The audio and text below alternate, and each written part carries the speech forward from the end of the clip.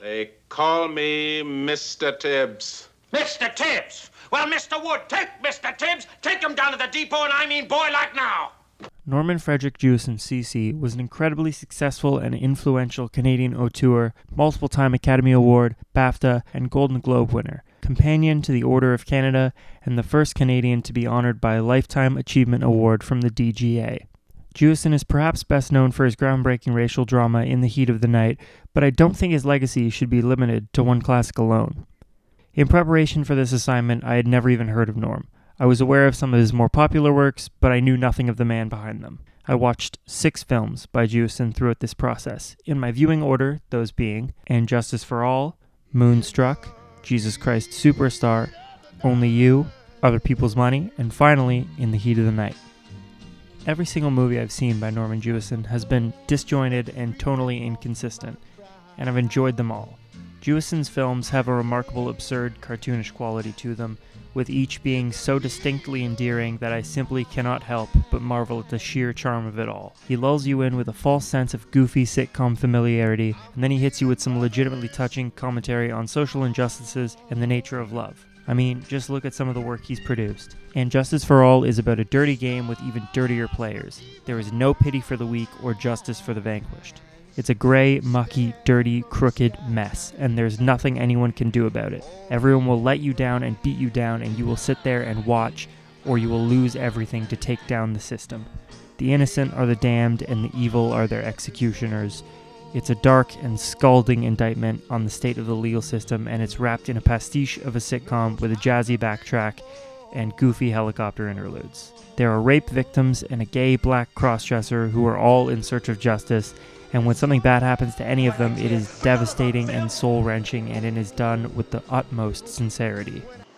They're people. They're just people. If he's not in jail this week, he'll be in jail next week. Oh, God, for goddammit, you know probation's at fault. Appeal it! Oh, I can't appeal it! He's dead!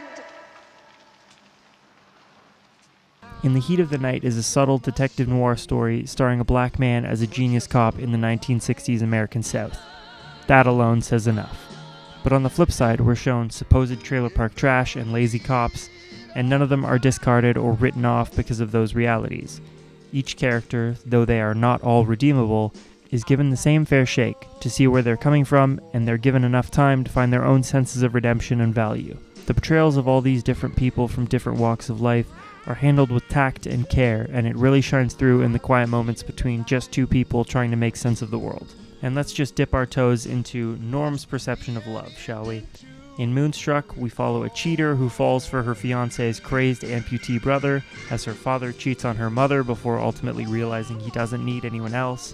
In Only You, we have a couple of legitimate lunatics, one who impulsively flies to Venice chasing after a man she only knows the name of immediately after she agrees to marry someone else, and a man who happens upon her and does nothing but trick and deceive, lying about his name and jumping through plenty of hoops just to spend more time with her. Happening concurrently with this, there is a marriage failing with a woman who is being stolen away by a man she's just met, and a man who's willing to fly across the world to prove that he still cares for her.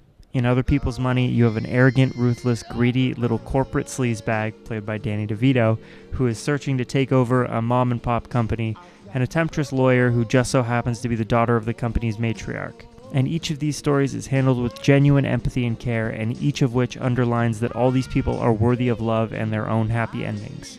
And, well, Jesus Christ Superstar is a retelling of the Bible as a musical where Judas is not portrayed as a bad man.